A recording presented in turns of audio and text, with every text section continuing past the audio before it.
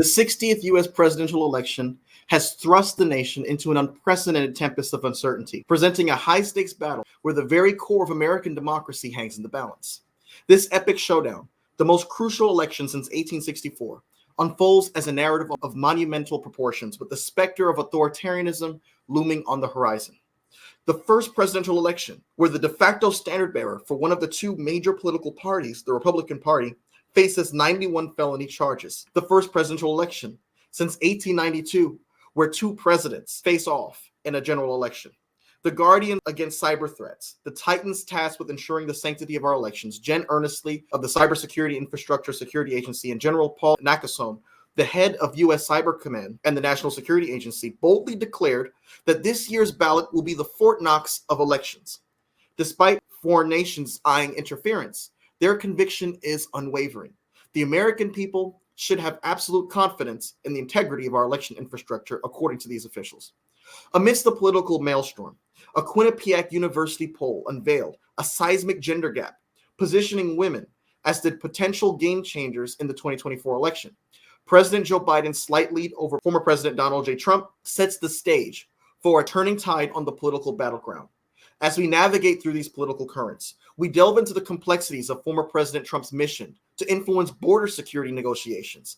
His clash with Teamsters President Sean O'Brien underscores the intricate dynamics within the political arena, adding another layer to this evolving narrative. The political landscape takes a historic turn as House Republicans advance articles of impeachment against Homeland Security Secretary Alejandro Mayorkas.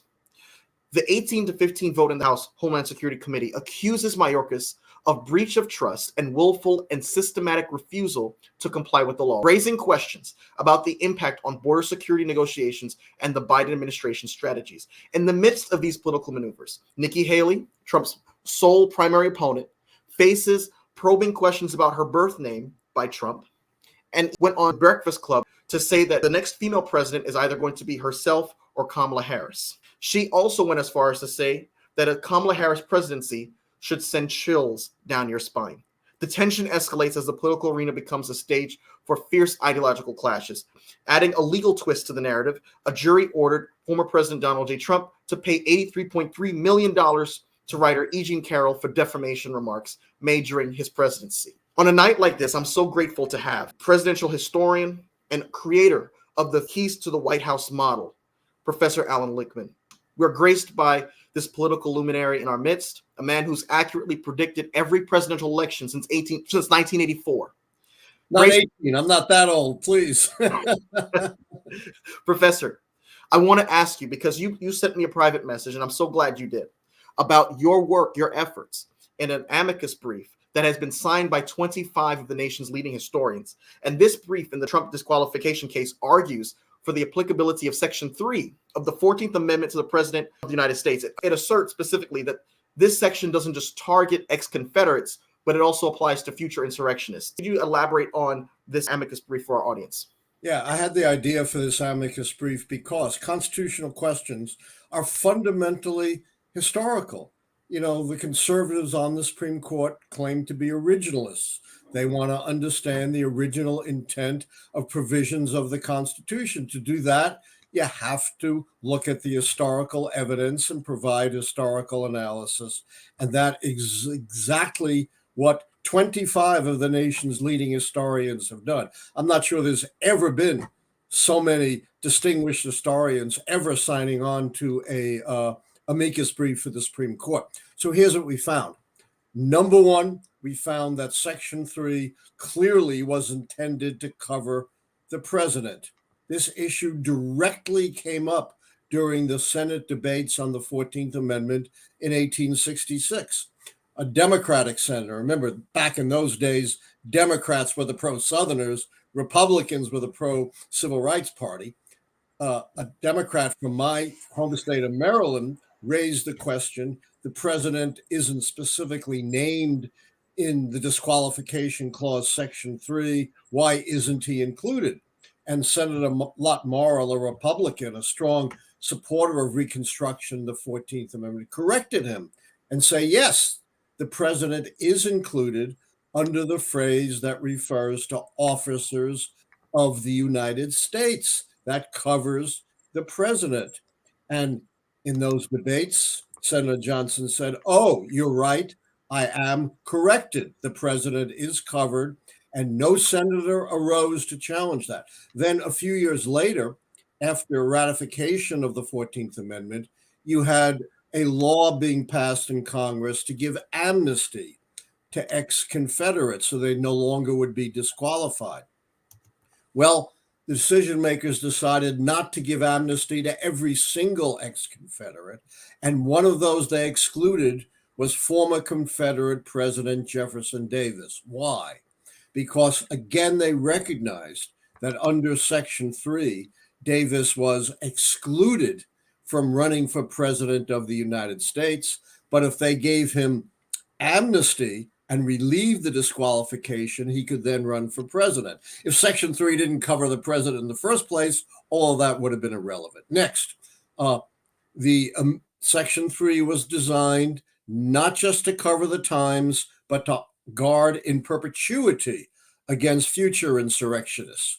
That again was explicitly raised, and decision makers said, yes, we put this in the Constitution rather than statute law so that it would last indefinitely. And they rejected versions of Section 3 that would have limited its scope. Finally, we established that Section 3 was self-executing, didn't require an act of Congress, didn't require a conviction, much like other disqualifications under the Constitution for age, residence, or birth.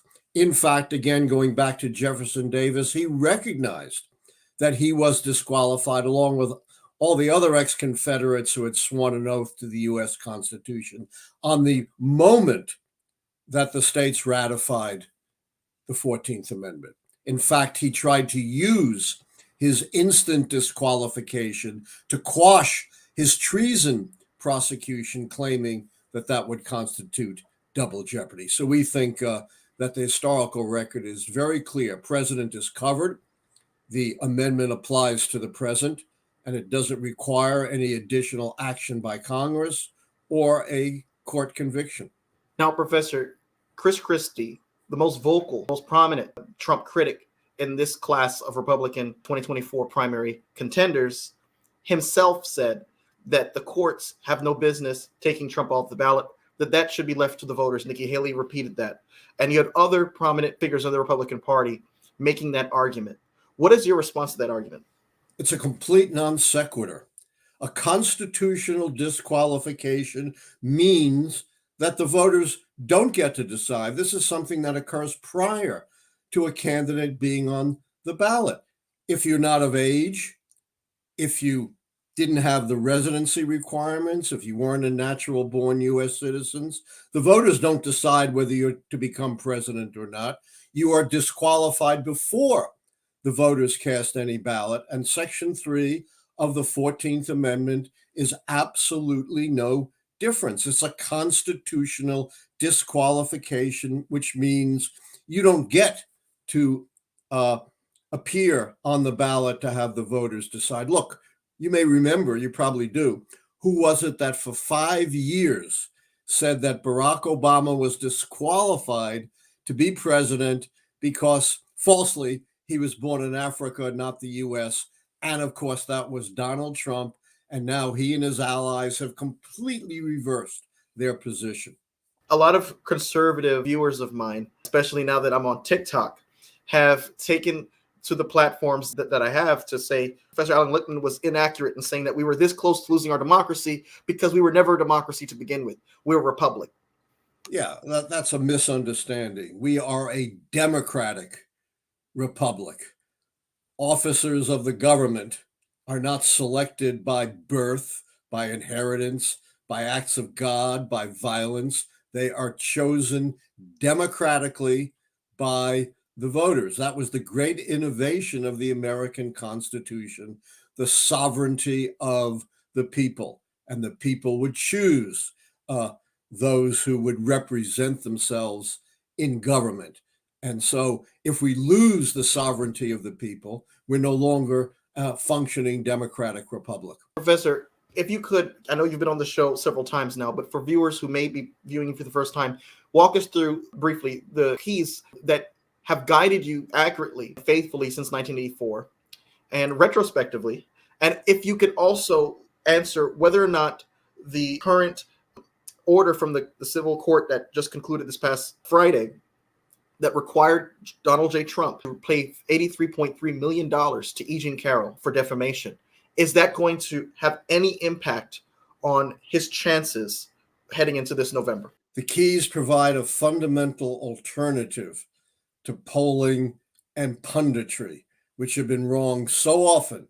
For example, in 2016, many of them were wrong in 2012 in predicting Mitt Romney rather than Barack Obama. What the keys suggest is, instead of looking at polls or listening to pundits, we should probe the underlying structure of how presidential elections really work. And that structure is presidential elections are essentially votes up or down on the strength and performance of the White House party. Voters decide whether the party holding the White House deserves 4 more years or not. And I developed the 13 keys to give precision, predictive precision to that insight. And as you mentioned, I developed them in 1981, retrospectively, going all the way back to the horse and buggy days of politics and the election of Abraham Lincoln. And contrary to a lot of rumors, I did not know him. I was close, but I didn't. And retrospectively, the keys have been right since I predicted Ronald Reagan's reelection in an article in April of 1982, more than 2.5 years before the election, and at a time when we were in the midst of the worst recession since the Great Depression, and Ronald Reagan's polling numbers were as bad as Jimmy Carter's at that point in his presidency. And of course, when I predicted Donald Trump in 2016, I went against all of the conventional wisdom, and that did not make me very popular in 90% Democratic Washington, D.C., where I teach at American University. And the 13 keys are 13 true-false questions that gauge the strength and performance of the White House party. An answer of true favors their reelection. An answer of false favors an earthquake, turning out of the party holding the White House. So 6 strikes and you're out. And there are 4 political keys pertaining to midterm elections, incumbency, internal party battles for the White House party, third parties, 2 economic keys, keys related to social unrest, policy change, scandal, foreign policy successes and failures, and only 2 keys have anything to do with the candidates, and they are very high threshold keys. They ask, is the White House party candidate one of these once-in-a-generation, charismatic, inspirational candidates like Ronald Reagan for the Republicans or John F. Kennedy for the Democrats? And since they're all phrased in a way that an answer of true favors the White House party, is the challenging party candidate not one of these once-in-a-generation, inspirational type of candidates? And if 6 or more of these questions are false, then the White House party is a predicted loser. Otherwise, they're a predicted winner. The recent verdict adds to the legal challenges Trump is facing. How might ongoing legal issues influence the public perception of Donald J. Trump as the standard bearer of his party and the Republican Party in general? Makes no difference according to the keys. The only key that is affected by anything the challenging party does is key 13. The challenging party candidate is not charismatic or a national hero. And I have already rated that key as true, because while Trump is a certainly excellent showman, has a lot of pizzazz, he appeals to a narrow base, unlike, for example, Ronald Reagan, who appealed broadly. A lot of Reagan Democrats. I've yet to find any Trump Democrats, or Franklin Roosevelt on the Democratic side, who, brought in huge swaths of the American people. So that key is already tallied in favor of the White House party. So nothing that Trump does affects it. But let me say this. As I mentioned, the keys are based on history. They're a very robust historical system. Retrospectively, they go all the way back to 1860.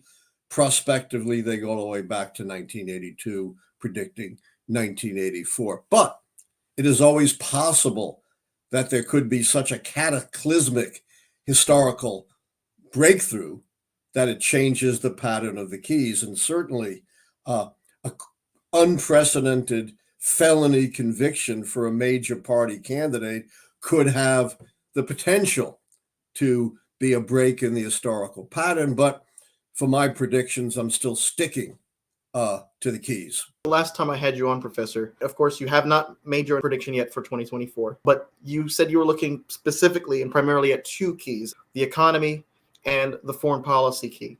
Now, the economy has shown signs of improvement since we last discussed the issue. The foreign policy key has added a new element with the ongoing war with Israel and Hamas. A lot of protesters have been calling adamantly for a ceasefire, interrupting President Biden's speeches for the 2024 campaign.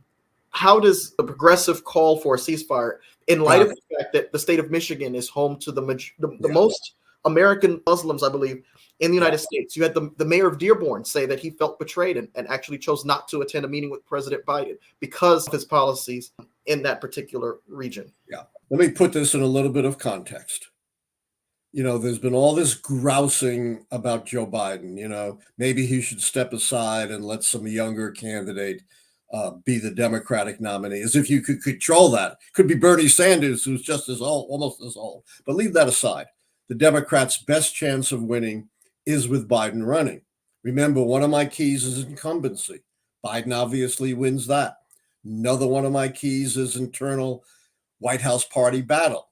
Biden wins that. That's two keys off the top that Biden wins.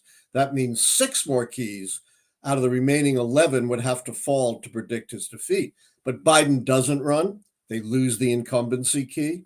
They lose the contest key because there's no heir apparent. So they're down 2 keys right off the top, and only 4 more keys would have to fall. Now, as you say, there are keys that are still fluid and we need to look to. I've been saying for a long time, we need to look and see whether the economy is going to tumble into recession. It's one of my keys during the election year, which could also affect my long-term economic key. It doesn't look like that's going to happen, but I'd feel a little more comfortable as we got a little further into 2024. On the other hand, my 2 foreign policy keys, foreign policy success and failure, are looking very shaky because of the stalemated war in Ukraine and the very unpopular Israeli war against the Palestinians in Gaza. I haven't turned those keys yet, but you should be looking to the foreign policy keys. You should be looking, as always, to the economy. And of course, social unrest can burst out at any time. Republicans are trying to pin a scandal on Trump. They've been monumentally unsuccessful. Pin a scandal on Biden. They've been monumentally unsuccessful so far. I don't think they'll succeed, but again, that's something to look at.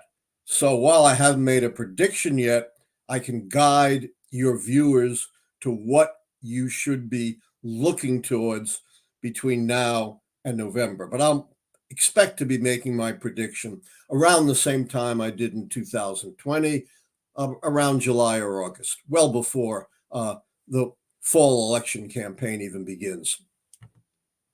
And of course, we're waiting with anticipation for that. But in the meantime, House Representatives is controlled by Republicans, and they have been dragging their feet on any kind of legislation that would provide continued aid to Ukraine and to Israel, because they've now attached this element of border funding to that bill. If Congress fails to provide funding to these 2 regions, would that turn the key in a negative direction for President Biden ultimately? It could. As Herbert Hoover, a man who should know, once said, the president gets the credit for the sunshine and the rain for the blame. If things go badly in the Middle East and Ukraine, that could turn 2 keys, failure and success, against Biden. But here's the great irony of what the Republicans are doing. They've said, we want to have a border security bill in order to get aid to Ukraine and Israel. And it looks like there's going to be a bipartisan border security bill for the first time in decades coming out of the Senate. And who's come out against it? Donald Trump and his allies in Congress, subverting their very own intentions of how to get aid to Ukraine and to Gaza. And apparently, they don't care about solving the border crisis. They want to keep the border in chaos, so they think they can use it as a club against Biden. It's one of the most cynical things I've seen in 60 years of following American politics. I've always said President Biden needs to campaign against the 118th Congress the way Harry Truman campaigned against the 80th Congress of 1946, which he dubbed the Do Nothing Congress. But at least the Do Nothing Congress passed the Taft-Hartley Act and the Marshall Plan. You have Congress that... The National Security Act, the most important national security act in history. It was anything but a do-nothing Congress. And the record of this Congress pales in comparison. Correct. Do you think the worst Congress ever, arguably. Do you think Biden should take that to the American people and use the bully pulpit to say, look, you talk a good game on border security, but as soon as your messiah, Trump, decides to say no deal for political purposes, you're not willing to even come to the table? Do you think that's going to be... Of course, that's going to be an element in the campaign. But remember, this is very counterintuitive. It's hard for people to understand. According to the keys, the campaign doesn't matter. Doesn't really matter what Trump or Biden says on the campaign trail. You cannot predict an election from what happens on the campaign trail. If you were able to predict elections on that basis, Hillary Clinton should have won in a landslide in 2016. She won every debate. She had a better ground game. She raised more money. She was ahead on all of the issues, or at least most of them. That isn't a predictive basis. People always ask me, what should Biden do to get reelected? And my answer is always the same: govern well. It is governance, not campaigning, that counts. And what happens in Ukraine, what happens in the economy, what happens in the Middle East is vastly more important than anything you're going to say in the campaign. Doesn't mean they shouldn't raise these issues. I'm not arguing that. But that's not what's going to decide the election. And moreover, I've always said you should campaign on your vision in a substantive way. That way, if you win, you have a mandate to govern. And even if you lose, at least you've made your mark. Whoever remembers anything a traditional campaigner said? Do you remember a thing Hillary Clinton said besides the basket of deplorables? Do you remember anything Mitt Romney or John McCain or John Kerry said? Of course not. But even big-time losing candidates who've run a substantive campaign have not just been footnotes to history, they've been historical movers. Barry Goldwater in 1964 lost in a landslide to Lyndon Johnson, but the forthright conservative principles that he put out have been pivotal in influencing the next generations of conservatives. Same thing on the liberal side with George McGovern, who got trounced by Richard Nixon in 1972. People remember McGovern and Goldwater and what they stood for. Nobody remembers what traditional candidates were saying during the campaign. Michigan, the state of Michigan has always played a crucial role in recent presidential elections. Going back to the early 1960s, Jack and Bobby Kennedy were worried that George Romney was going to run because potentially he could take the state. They still would have won without Michigan, by the way, Kennedy in 1960. Should Democrats be concerned that President Biden could lose the state of Michigan, which is home to most Muslim Americans, because of their dissatisfaction with his policies, with the ongoing war between Israel and Hamas? Now, I'm asking that in light of the fact that the alternative literally called outright for a ban on all Muslim countries. Exactly. And who propped up this horrible prime minister of Israel who's causing so many problems? The right wing. Netanyahu is a creature of Trump and Trump's allies, not of Joe Biden and the Democrats. Moreover, I saw the story just a few minutes ago on CNN, and they put up what I thought was one of the most misleading statistics, and I'm a statistical expert. So they said, Biden had won by about 150,000 votes, and 146,000 Muslims cast votes in 2020, and that could virtually cancel out Biden's win. What's the fundamental fallacy there? Not every single Muslim voted for Joe Biden. Maybe 60% of them did, but that means, you're talking about a 30 to 40,000 vote swing, not 140,000 vote swing. So, you really need to be careful in, making these kind of broad statements. And, I'm not sure what Biden can do. He should not be tilting his policies because he's worried about the Muslim vote. He's got to do what's right for the country and right for the world and not worry about individual subgroups within the electorate. This election is unlike anything else. And I say that in light of the fact that you have a court date calendar running parallel with a regular presidential campaign calendar, and they're now intersecting. Right after Trump won New Hampshire, he found himself facing E. Jean Carroll in court. Would this fact change anything in your analysis? It doesn't change my keys, but as I said, things can happen outside the keys if cataclysmic enough. But I stick with my predictions, but leaving aside the keys, here's something astounding, Mike. You're too young, but a lot of us remember the impeachment of Bill Clinton when he had an affair with his young intern, reprehensible, but it really had nothing to do with his governing the country. And the evangelicals were up in arms, thundering, saying someone engaged in personally immoral behavior should be disqualified from holding public office. We shouldn't care one whit about what his policies are. If he is immoral personally, he should be disqualified. Then we have Donald Trump, whose moral transgressions make Bill Clinton look like a kindergarten teacher. And all of a sudden, the evangelicals turn their own doctrine on its head and couldn't care less because Donald Trump is against gays and against abortion. In effect, what the evangelicals have done to themselves is just turn themselves into another interest group, lost all moral authority. They're now just mongering policies, no different than the Chamber of Commerce or the NRA or the AFL-CIO or the National Abortion Rights Action League. And in light of that, a lot of people are anticipating the Supreme Court to weigh in to determine whether or not Trump could be removed by the ballot by states like Colorado. How do you anticipate the court is going to rule? I think, our amicus by 25 distinguished historians, we've won virtually every prize for our books. We've headed virtually every major historical organization.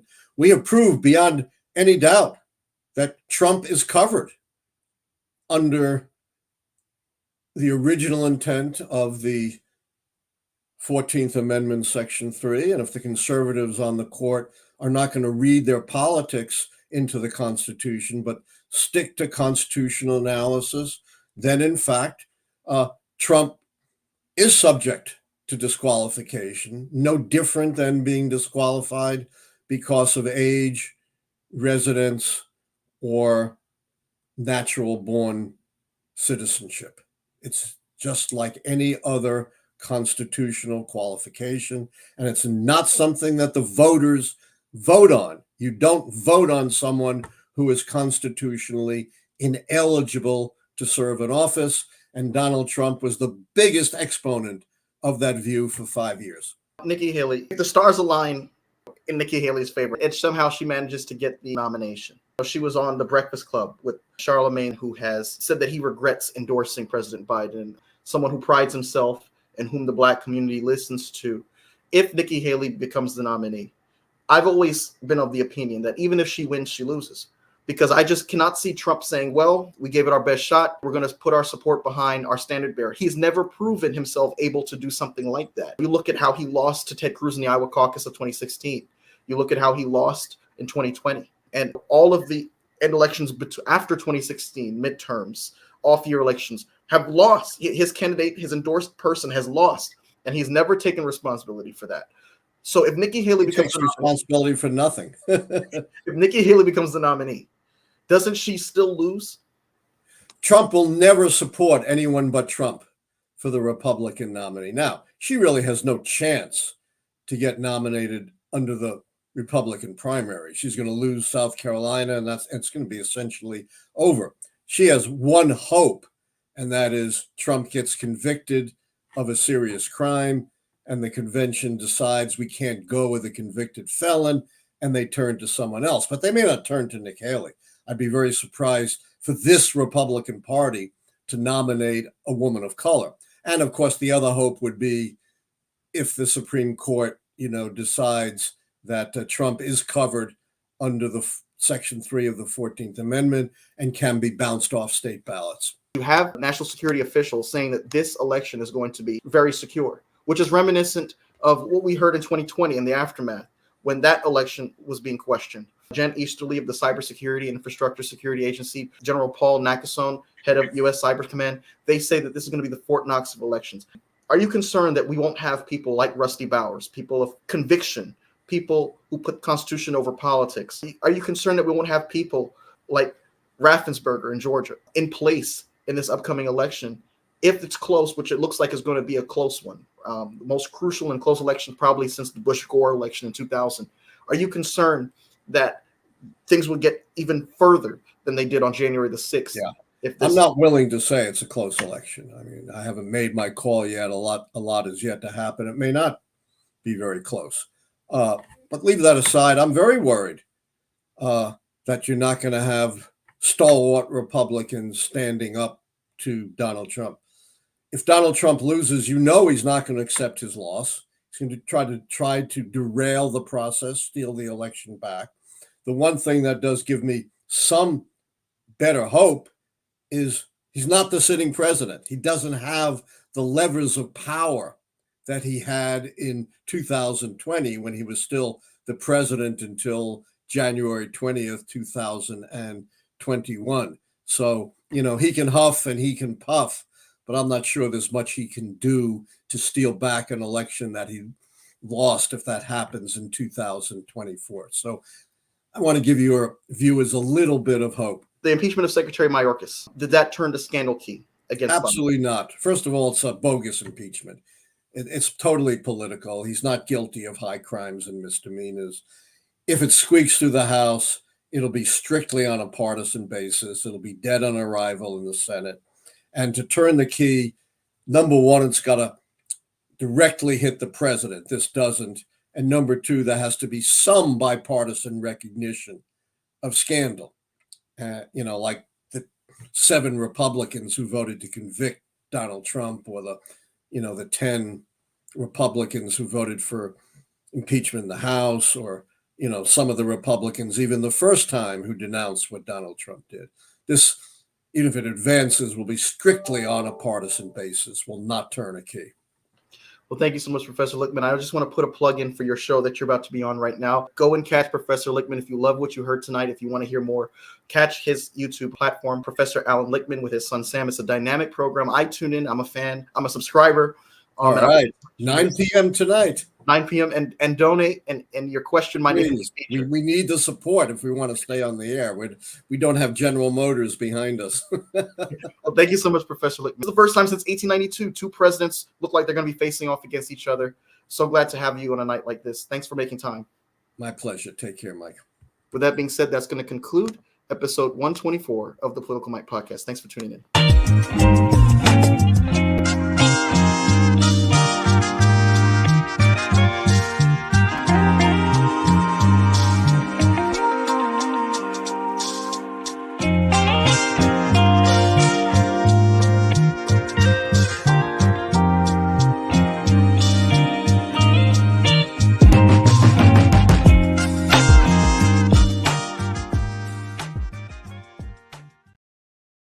Hi, it's Mike Taylor, the host of the Political Mike podcast. If you like what you heard tonight, I want to invite you to subscribe to our YouTube channel. I also want to ask you to please follow along on Spotify, Apple Podcasts, Google Podcasts, iHeartRadio, TuneIn, and Amazon Music. You can also follow along and keep up with the conversation through our Telegram channel. Follow us on Twitter at @ThePollyMike, and follow us on Instagram. Thank you so much, and no matter what part of the political spectrum that you fall on, I want to encourage you to stay engaged, stay a part of the conversation, and stay informed. Thank you.